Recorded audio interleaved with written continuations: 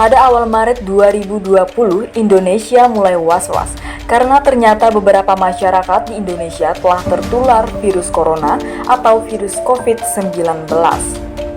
Guna mengantisipasi lonjakan kasus tertular COVID-19, pemerintah mengambil langkah pembatasan sosial.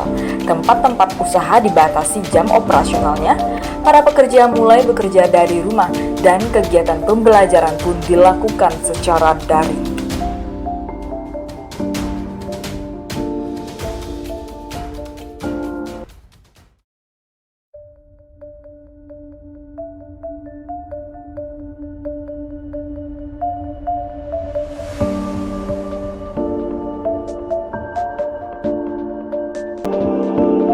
Kampus yang dulunya ramai dengan mahasiswa, kini terlihat sepi.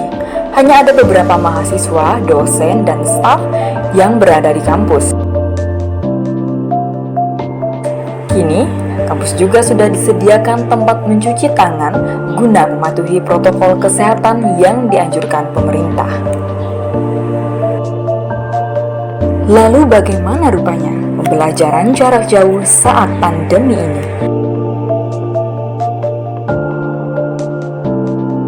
Sebelumnya saya kuliahnya di kampung, karena kampung saya sinyalnya agak lelet atau agak kurang gitu. Jadi saya ke sini, ke Lianak. Mungkin karena sekarang kan lagi online kan, jadi kebanyakan ngirim tugas tuh secara online. Jadi untuk ngeprint tuh jarang sekali.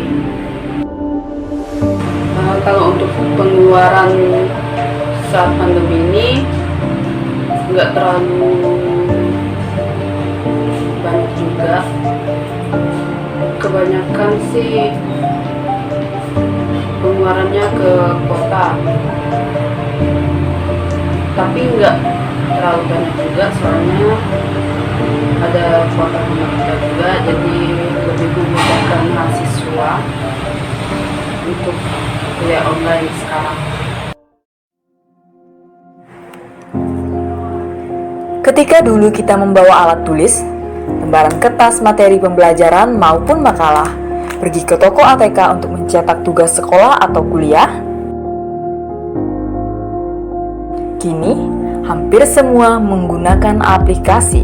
Kita bertemu di aplikasi, mengerjakan tugas melalui aplikasi, dan juga menyerahkan tugas melalui aplikasi. Lalu, bagaimana kabar toko ATK yang menyediakan jasa print dan fotokopi, serta menjual berbagai macam keperluan para pelajar dan mahasiswa? Di beberapa toko ATK yang ada di sekitaran lingkungan Universitas Tanjung Pura, tampak tak seramai dulu. Hanya ada beberapa pelanggan saja.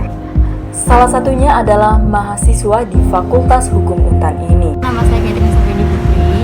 Saya dari Fakultas Hukum Universitas Tanjung Pura, semester sekarang artinya semester 8 tapi udah sidang barusan kemarin.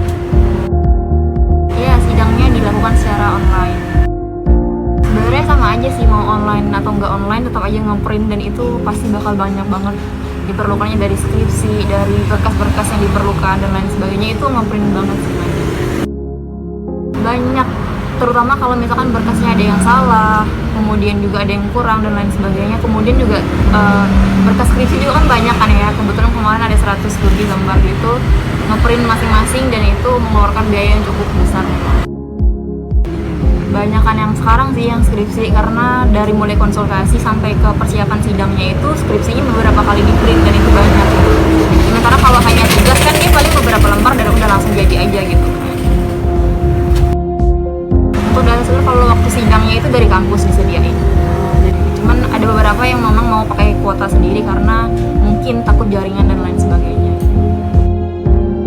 Secara tidak eksplisit sebenarnya lebih enak online karena tidak berhadapan langsung sama dosennya, gugupnya agak berkurang. Cuman masalah ribet sama nggak ribetnya lebih enak yang offline sih, karena langsung apa-apa tanda tangan dan lain sebagainya itu lebih enakan offline. Untuk mengetahui kondisi dari usaha ATK saat pandemi ini, kami menanyakan langsung kepada yang bersangkutan. Jelas ada perbedaannya ya. Kalau sebelum pandemi kemarin kemarin kan ramai sekali sih. Kalau sekarang ya gitulah, menurun. Biasa tuh jam paling cepat kita di sini sebelum pandemi kemarin tuh jam 6 udah harus buka dah tuh. Jam 6 udah harus buka. Terus tutupnya sebelum pandemi itu jam berapa? Yang paling lambat tuh jam 10, atau biasa kalau lembur, kalau masih ada mahasiswa sampai jam 12 lewat bisa sampai segitu. Terus pas pandemi jadinya bukanya jam berapa kalau pas pandemi? Lambat jam setengah 8, biasa jam 7. Tutupnya paling lambat tuh jam 10 sih tetap, cuma lihat pelanggan lah, kalau masih ada orang sampailah jam 10. Kalau nggak ada jam setengah 10 udah mulai dah tutup. Berarti untuk toko-toko ATK gini ada jam malamnya nggak sih Kak dari pemerintah gitu ya? Harus tutup jam segini gitu. Kalau kafe-kafe kan ada tuh, Kak. Awal-awal sih kayaknya ada kemarin 1 bulan pertama pandemi itu ada kayaknya jam 8 udah disuruh tutup, harus tutup. Terus dulu sebelum pandemi karyawannya ada berapa orang Kak? Cuma 2, saya dengan yang satunya lagi. Oh, cuma 2. Jadi pas pandemi gimana? Satunya tuh diliburkan sementara dulu sih, lihat perkembangannya. Kalau udah mulai ramai baru disuruh masuk kembali. Soalnya kan kadang masih sepi gitu kan, cuma diam-diam aja nggak ngapa-ngapain. Dulu di awal-awal perkuliahan online tuh terasa banget nggak sih Kak pelanggan berkurang? Terasa banget nggak sih? Banget lah. Bulan pertama itu gila parah banget. Parah banget.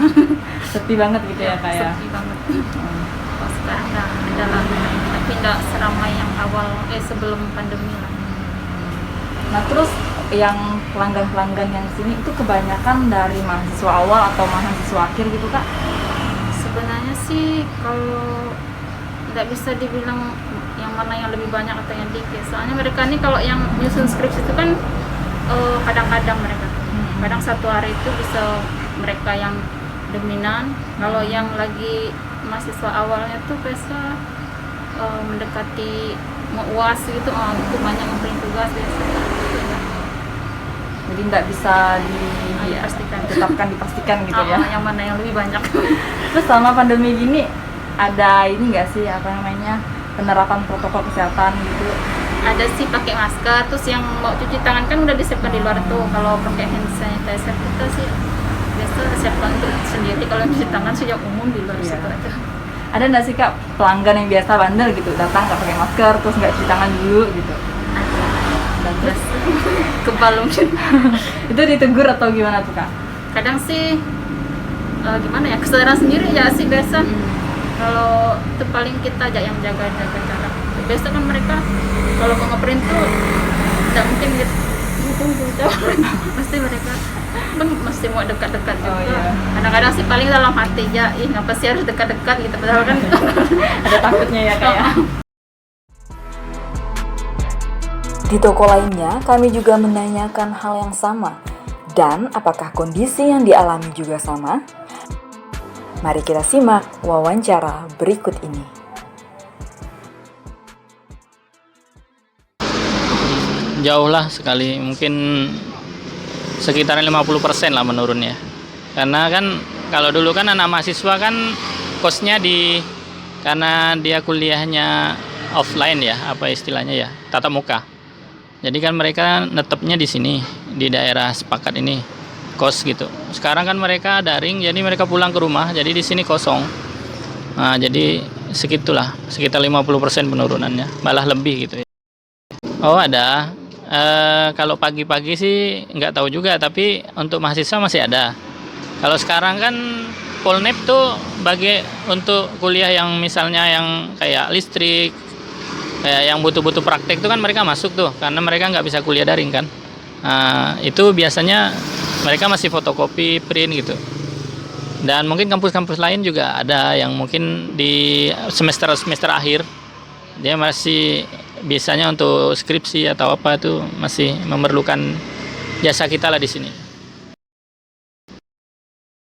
Kalau yang diberhentikan gitu 1 orang, sebenarnya 2 orang, tapi kebetulan satunya memang udah pengen berhenti juga karena mau pulang kampung katanya. Dulunya kan kerja karena dia kuliah, karena dia daring, jadi dia pulang kampung ya sekalian dia off juga kerjanya gitu. Jadi 2 orang kalau saya dikurangi. Kalau saya enggak, masih dari jam 8 sampai jam 10 malam. Enggak ada perubahan ya, cuman omsetnya aja yang berubah. Dengar-dengar sih iya, tapi kan mungkin di kayak kafe yang dikhawatirkan ada kerumunan, kalau kayak gini kan sepi-sepi aja sih kalau kayak toko kami ini kan. Ya kalau saya sih berharap ya bisa pulih seperti semula lah. Jadi anak kuliahnya bisa masuk semua, ya utamanya kan coronanya ini mudah-mudahan udah bisa diatasi. Dan otomatis kalau bisa diatasi kan berarti kehidupan bisa normal kembali. Dan ekonomi insya Allah bisa normal seperti biasa. Dari hasil wawancara tersebut, kita dapat melihat bagaimana dampak COVID-19 ini merambah ke semua lapisan masyarakat dan saling berkaitan satu sama lain. Seperti halnya kegiatan pembelajaran jarak jauh yang berdampak pada berubahnya cara belajar mengajar, mulai dari pertemuan antara pengajar dan peserta didik sampai pada tata cara pemberian dan pengumpulan tugasnya. Yang di sisi lain berdampak pada sepinya pelanggan toko ATK dan menyebabkan pendapatan menjadi menurun, bahkan harus merumahkan karyawan. Ini hanyalah beberapa dari sekian banyak dampak pandemi COVID-19. Mari kita menjaga diri, keluarga, dan orang lain dengan menjaga kebersihan dan mematuhi protokol kesehatan. Semoga pandemi ini segera berakhir dan segala hal lekas membaik.